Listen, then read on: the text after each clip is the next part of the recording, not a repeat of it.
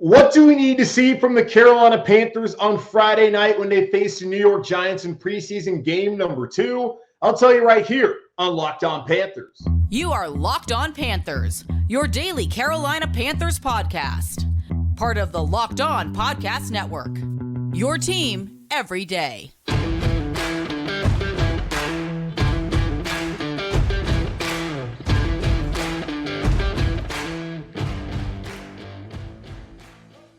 Welcome into another edition of the Locked On Panthers podcast, a part of the Locked On Podcast Network. I'm your host, as always, Julian Council, talking Carolina Panthers with you every Monday, Tuesday, Wednesday, Thursday, and Friday. Your team every day. That's our motto here on the Locked On Podcast Network. Subscribe or follow for free on YouTube or wherever you listen to your favorite podcast. And be sure to follow me, Julian Council, on Twitter at Julian Council, where on Fridays throughout the rest of the preseason, I'll answer your weekly Friday mailbag questions either at me or DM me over on Twitter at Julian Council to get those questions into me.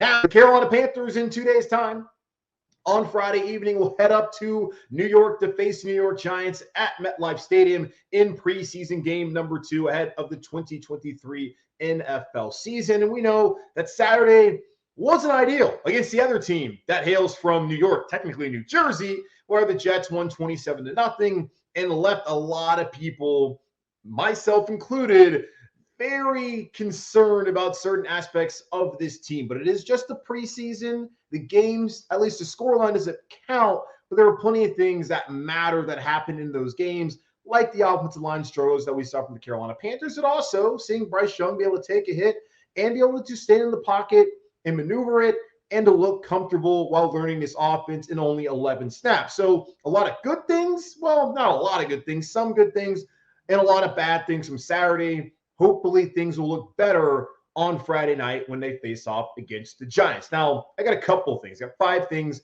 I need to see from this team to feel a little bit better about them heading into the preseason dress rehearsal next week at home against the Detroit Lions. And we'll go all ahead and talk about them right now. Number 1, Bryce Young. Need to see him build more rapport with his wide receivers. We only saw him play 11 snaps, and he got hit on 3 of those, sacked on 1 of them. I don't want to see Bryce Young get touched at all. I understand that it's going to happen this season. I just didn't need to see it happen as much as it happened on Saturday, and that was jarring. I don't expect that to be the case this upcoming week on Friday night, but still, I need to see Bryce Young, play more snaps, but also get some time to build that rapport on the field with his receivers. It's great to have the throwing sessions during the offseason. It's great what they're doing in practice, but we need to see it play out on the playing field during a game. On Saturday, albeit limited snaps, didn't get to see a ton of it. Now, Adam Thielen, 1 reception on 1 target, 8 yards, which was for a first down. Hope to see a lot of that this upcoming season. DJ Chark, 2 targets, 1 reception, 5 yards. Hayden Hurst, 1 target, 1 reception, 5 yards. Jonathan Mingo, 0 targets. Those are your top 4 receivers heading into the season. But Thielen, Chark, and then Mingo, the rookie, and then Hayden Hurst as your pass-catching tight end. You want to see far more from those guys. I know it was a limited sample size, and for them to still get that many targets during that period of time is a good sign. I just want to be able to see more of it this upcoming Friday night with Bryce building a rapport of Adam with DJ, with Hayden, and with Jonathan Mingo, the young rookie, in this upcoming game heading into next week to feel good about those being your top 4 guys heading into potentially the season. When you look at Laviska Shenault, who didn't really get that many reps on Saturday, didn't really play a lot with the ones. You look at Terrace Marshall, who's dealing with a back injury. That's a great time, especially for Mingo, to really solidify his spot as that number 3 wide receiver. This staff loved him during the pre-draft process. That's why he's here. So let's see him be able to get targeted and make some plays on Friday evening alongside Thielen, Chark, and Hayden Hurst. The second thing, and probably the most important thing that we need to see, is offensive line improvement. I did not think going into the second week of the preseason that we would be having this much of a discussion about the offensive line and their struggles that we saw from them on Saturday in the preseason opener against the Jets. Yes, the Jets, maybe outside of the 49ers, have the best defensive line in football. They're not going to have to – the Panthers don't have to face them again. They're not going to see a defensive line as good as the Jets unless they make it to the playoffs and play against San Francisco. So I guess it's a good thing. But also, when you look at last year where they were dramatically improved and you felt, with 4 or 5 starters healthy coming back, that wouldn't be an issue at all. It wasn't just the right guard position where you saw 3 different guys play that spot on Saturday and starting. It was also Icky struggling against Solomon Thomas on that one snap. It was also you looking on the right side as well with Taylor Moton.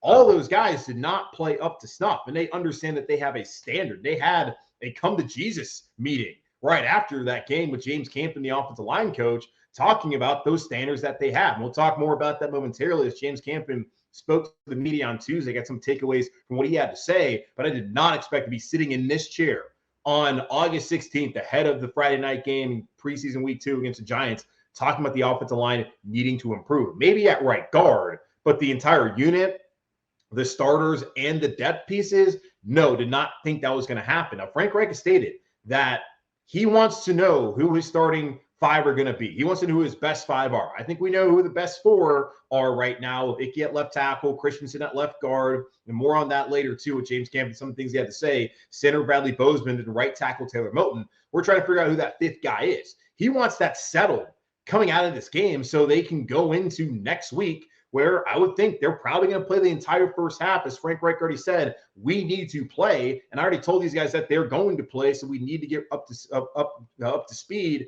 ahead of that week 1 game. And even week 2 against divisional rivals in Atlanta and New Orleans, I expect them to play the entire first half next week. So they need to get there this week. We need to find out who that right guard is going to be. Cade Mays, Justin McCray, Chandler Zavala, Nash Jensen. Those are the 4 primary options. Cade Mays did not practice on Tuesday. Not quite sure what's going on there, but Zavala, he's off a pup. He got some reps there with the 1. Same thing with Nash Jensen. Maybe those 2 guys end up being the best options for the Carolina Panthers at starting right guard following this game against the Giants on Friday night. The third thing I want to see, I'm not quite sure whether we'll see it, is Brian Burns and Justin Houston teaming up. I expect that they'll play next week.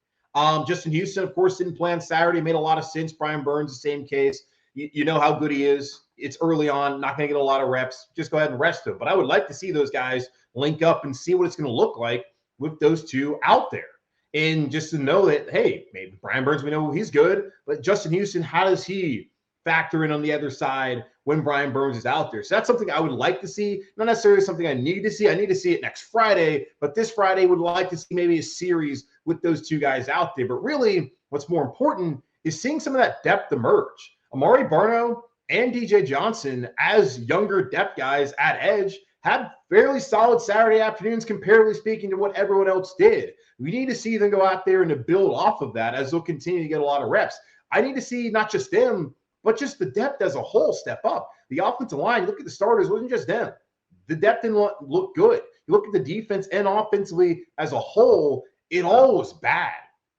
The Jets showed far greater depth and talent than what the Carolina Panthers showed on Saturday in a game where the Jets barely played any of their ones and their top tier guys. The Panthers played their starters, not very long, but they played some of their starters. They played some guys who you think could help you later on this season as a depth piece. And I just need to see the Panthers overall roster step up and be competitive, as they were not competitive, whether it was the 1s, 2s, or the 3s on Saturday afternoon. So the depth needs to step up and needs to emerge for this team coming into this game on Friday night. Then the last thing I need to see is Jake Luton.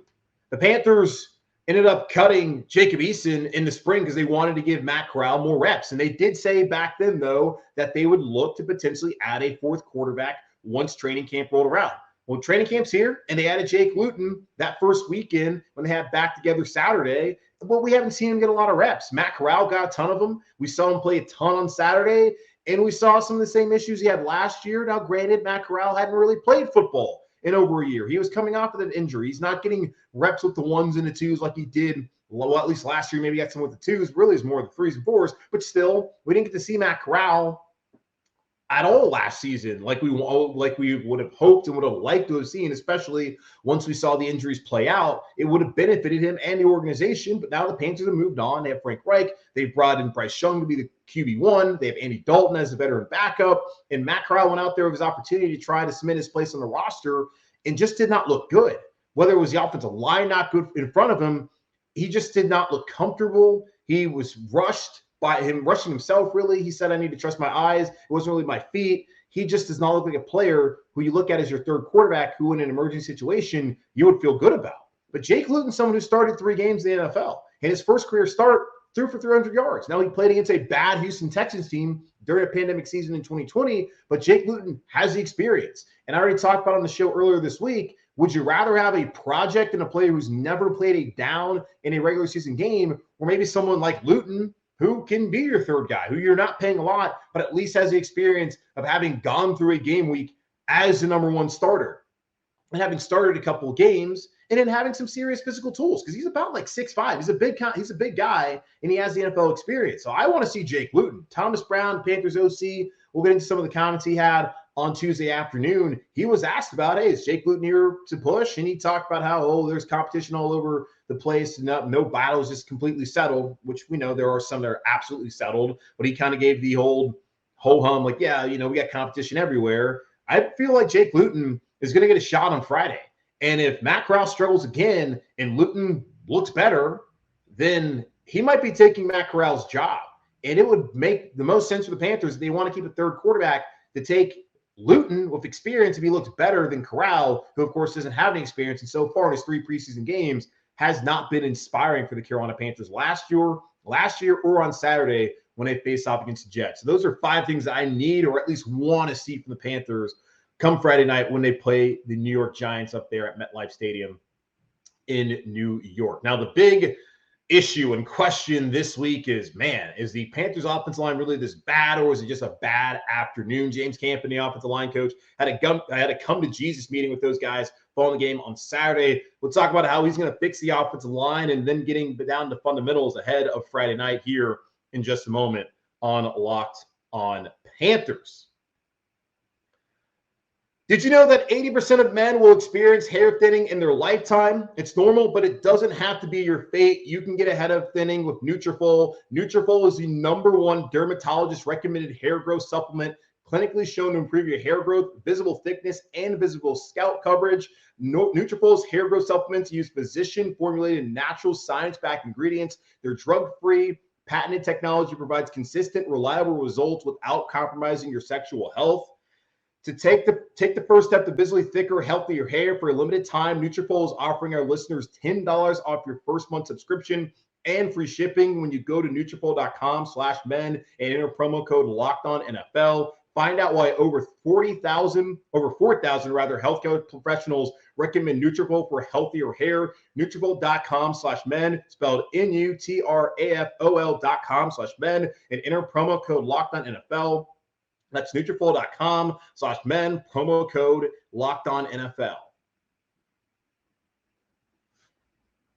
So here we are, concerned about the offensive line once again. I think it was my guy, Charlotte Sports Despair, who had tweeted at me on Saturday night after the game, and I was talking about how the Panthers offensive line had looked bad and all the kind of issues that they had, and had quoted my friend Darren Gand, who said it's never too soon to panic. And I know a lot of people are out there panicking, but Charlotte Sports Bear told me he will never not be concerned about the Panthers offensive line. It's like UNC football's defense or the Hornets center free agency activity. 3 things he'll never be not concerned about. And he's certainly concerned about the offensive line. And they gave a lot of us something to be concerned about after their performance on Saturday, in particular, the way that the starters played, as we did not expect guys like Ike Ekwonu, who we had heard a lot about how he's taking that next step, perform as poorly as he did in that limited sample size in those 3 series where they only had 1 first down. And in large part because the offensive line did not protect Bryce Young, who was sacked once when Michael Jordan was in that right guard, but also took 2 other hits. Just not ideal for your young rookie quarterback, who people already had concerns about pre-draft and even post-draft about his size and stature, whether he can hold up in the NFL. Not a good sign if the offensive line is going to give up that much leakage and that much pressure this upcoming season, which I don't think will be the case, but it was certainly shocking to see it on Saturday night against a very good and deep and talented Jets defensive line, but still not much excuse considering that you played your A1 starters while they sat out guys like Quentin Williams and even Carl Lawson there on Saturday afternoon. Now, the offensive line right after had a meeting. James Campen called it. Didn't really want to go into what he talked about as he spoke with the media on Tuesday, but he did say that he wanted to make sure the guys were not going to allow what happened on Saturday to overlap into the next day. That, hey, things didn't go well. That's not our standard, but we need to clean it up. We need to alert. We don't need to sit here and just to think about it. and to be worried about it and all that. We need to move on and get better. He did not want that to overlap into the next day. And he's as he said, on Monday and Tuesday, things have been better for the offensive line group, which is good. But things were good for them last week, and we saw how they played on Saturday. Frank Reich talked about it was a good week, and with a bad day on that Saturday, you can have a lot of good weeks throughout the NFL season, but if you don't win on Sundays, it does not matter. Those are all bad weeks. So the Panthers could have been productive with their practice early on, with the not mandatory, but the joint practices. They could have been great with all that, but once game time rolled around, they weren't good. And that's all that really matters is game time and getting the W. In the preseason, not so much. But, of course, some of the things that we saw are obviously important. The Carolina Panthers did not play up to standard, especially the offensive line, on Saturday. Now, there could be people out there who could say, well, it's just a preseason. No reason to freak out. This is being overblown. He said no. The expectations are higher. The expectations obviously were not met. Now, I'm someone who does not think that offensive line group is as bad as what we saw on Saturday.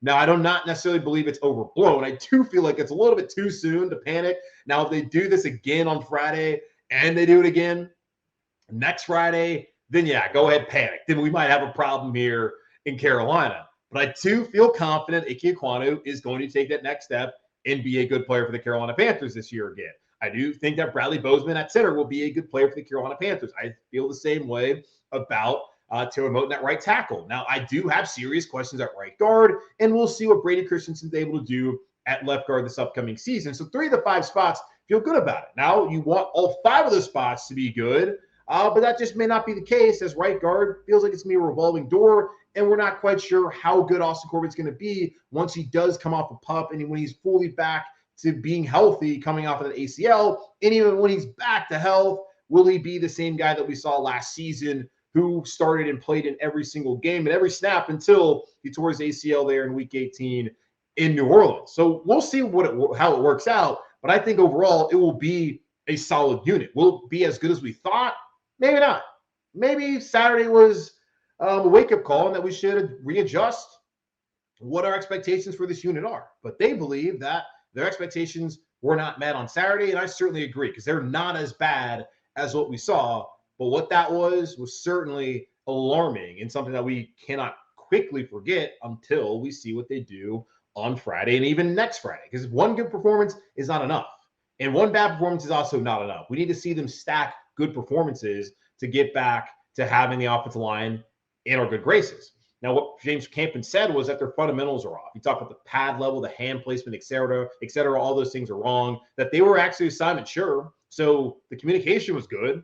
And that's a big thing with the offensive line. We talked about a couple of years ago when the Panthers had, I think it was 13 out of 16 games at a different starting offensive line combination, not having that continuity, not having that understanding of each other and the communication, that can lead to misassignments. And when your pad level and hand placement is also bad, then it's just going to be a complete disaster, which we saw during that 2021 season. But last year, they got down to fundamentals.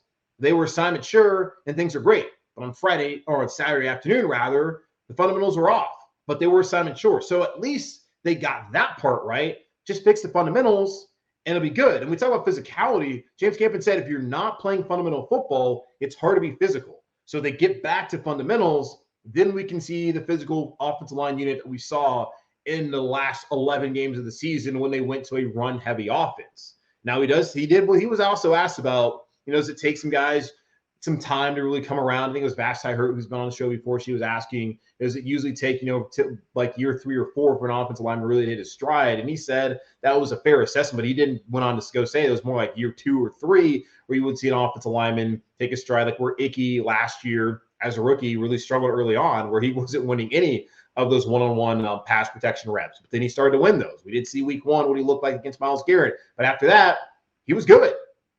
So for him, as a guy who was drafted 6th overall, his learning curve was not as big. But for a guy like Cade Mays, who was drafted later on in the draft, we're seeing where he's just not quite there yet. And he didn't get a ton of snaps last year, especially on the offensive line. He was brought in as a fullback in the Arby's package. He hasn't gotten that opportunity. So we're seeing his learning curve is a little bit longer. Maybe it's going to take him until next year to be someone who they can factor in on the starting offensive line, or maybe someone else. I don't know. We'll see how it works out. But so far, yeah, they're having some struggles there with guys like Cade Mays and Sandler Zavala's coming in. It's a little bit too early to say how they feel about him. but we've seen that it can take some time. So Cade Mays, he's trying to figure things out, although he did miss practice on Tuesday. So we'll see how that all works out. And whether he's going to be out for a long time, because that's going to open up the door potentially for a guy like Zavala or even Nash Jensen, the UDFA out of North Dakota State, to come in and be the starting right guard on Friday night and maybe even beyond until Austin Corbett's ready to go. And one of the things that he wants to see from the offensive line, really many of the things, he wants to see them do the things that they know they can do and do them well, being fundamentally sound. And that will allow them once again to be more aggressive, which they were not on Saturday as they got away from the fundamentals. While still being a Simon Sure, he wants to marry both of those and get back to the offensive line unit that he knows that they are. So we'll hopefully see that on Friday night as they travel up to New York to face off against the New York Giants. Offensive coordinator Thomas Brown and Austin Corbett and DJ Chark also spoke to the media on Tuesday. I'll go over some of the things that those guys had to say here in just a moment on Locked On Panthers. We got to hear from Thomas Brown, the Panthers OC, on Tuesday following the Panthers' disappointing preseason opener. He did say that, they didn't get the results that they desired over the weekend as far as details and execution, and he is upset about that, but knows that this is a better team than what they showed on Saturday afternoon against the Jets. And there's been a lot of talk about, it was very vanilla offense, and they weren't able to do some of the things that they were actually going to do in the season, and maybe that held them back. And that really didn't sit right with Thomas Brown. He said whether the offense was vanilla or not, doesn't matter. They need to execute. And quite frankly, as we all saw on Saturday, offensively and defensively, the Carolina Panthers did not execute. And he said that maybe they'll open up the playbook a little bit more on Friday into Giants. I think that's even just a part of taking those steps towards the regular season where preseason game number one, you're not really playing a lot of your starters out there. They're going to be out there, as we saw, for 11 snaps for Bryce Young. Don't really need to have too much in the playbook. But when you play maybe a quarter this upcoming Friday night, and then you get to the full half next Friday, then you're going to have to put out more of the playbook. You can't be so base, so vanilla like we saw on Saturday. But that's just not an excuse.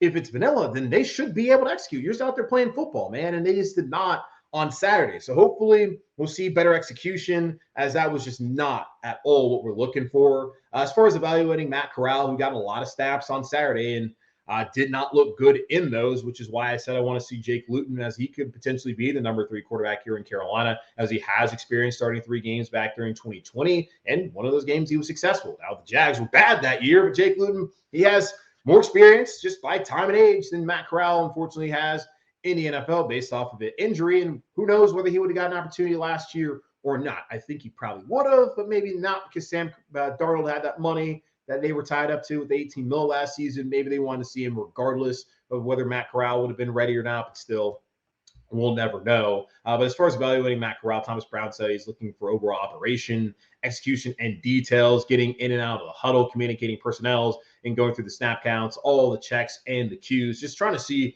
how we can operate an offense. And as we've seen so far, it's been a rough go so far for Matt Corral last year and so far in the one preseason game that we saw from on Saturday. Hopefully things look better for his sake, but if not, we need to see a little bit of Jake Luton for the Carolina Panthers there on Friday night. Andy Dalton did miss practice on Tuesday. Not a big deal. Did have some small back tightness, so they just want to get that taken care of. So not really too concerned about that. Tighten up his back. He is just sitting there hanging out on the bench, unfortunately, for Andy. Hopefully, though, he'll be good, because the Panthers certainly do need Andy Dalton to be healthy in the event that something happens to Bryce, because if something happened to Bryce, you look at Matt Corral, the Panthers would be screwed. And he did have something to say about Raheem Blackshear. He was asked about a little smile on his face, saying that he brings special teams value, reliable depth behind Miles Sanders from a third down standpoint. I do wonder, though, looking at Raheem Blackshear, he's clearly on the roster. He's going to be the primary returner, especially with punts.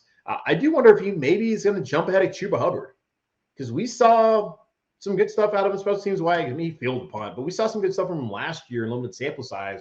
And this is a new coaching staff that seems to like Blackshear. And this is not the first time that we've heard someone on the staff point out Blackshear as a guy who's really looked good so far. We see Thomas Brown do that now, because he was asked about it, though. But we also saw Frank Reich, who let it slip back during OTAs, where he said something about Mingo and about Blackshear, how much he liked those guys. So maybe Raheem Blackshear is actually RB2 here in Carolina. We'll see how that plays out here throughout the next couple of weeks, as the Panthers have 2 more preseason games. Austin Corbett once again spoke to the media. Second time he's spoken to the media since the Panthers opened up camp. Of course, camp is over, but they're back here in Charlotte. He did talk about the tenor of the meeting on Saturday following the game was that things just weren't good enough and that they have a standard to uphold and they did not uphold it and that they need to be better. He's doing his best, rehabbing and on the sideline to be able to help those guys, coach them up and get them to a point where they can be the kind of unit that we all expected them to be and still expect them to be this upcoming season in 2023. He's still unsure of whether he'll be able to start the season, whether he'll be on PUP. He said that's up to the guys upstairs to figure that out. Also, he said he has not had any swelling or setbacks. So that's a positive there for Austin Corbett as he tries to work his way back from that torn ACL. Then DJ Chark, he commented also on the rough preseason outing, saying, the preseason isn't necessarily about winning. It's about figuring out who can go out there and do what the coaches ask of him and who, as a teammate, can you trust. And we saw a lot of guys on Saturday just not show that they can execute and that they can be trusted so far by the staff and by their teammates. So DJ Chark, I think he had it was a very long answer. Go back and listen to it. I think it was great. Just talking about how it's a long season. There's a whole new group of guys who are putting on pads together for the first time. We saw Bryce Young play 11 snaps with that offensive line, with his new receivers. It's a brand new offense. It's going to take some time. Now, you would like to have seen, even when they went off the field, to see any sort of semblance of offensive prowess when the twos came on as well. But it was not a good situation for the Panthers offense as a whole on Saturday, which is certainly concerning, as you would hope that they'd be further along. But they had just gotten through installs not too long ago, and that's why the preseason's here. This is also why Frank Reich said these guys need to play. New schemes on both sides of the ball, new players. They got to go out there and play. And DJ Chark really summed it up well to say, hey, it's a long season, new guys out here putting pads on together for the first time, trying to figure out who we can trust, who can execute when we get into the game situation. So still time to figure things out. That time will run down quickly as Panthers face off down in Atlanta against the Falcons on September 10th. But that's going to wrap up this edition of the Locked On Panthers podcast, a part of the Locked On Podcast Network, hosted by yours truly, Julian Council. Again, y'all subscribe or follow for free on YouTube or wherever you listen to your favorite podcast. And be sure to follow me, Julian Council, on Twitter at Julian Council, where on Friday, the rest of the preseason, I'll answer your weekly Friday mailbag questions, either at me or DM me to get those questions into me now. But in the meantime, be safe, be happy, be whole. As always, keep pounding. And I'll talk to y'all on Thursday, as we'll have a special preseason crossover edition with Patricia Traina of Locked On Giants.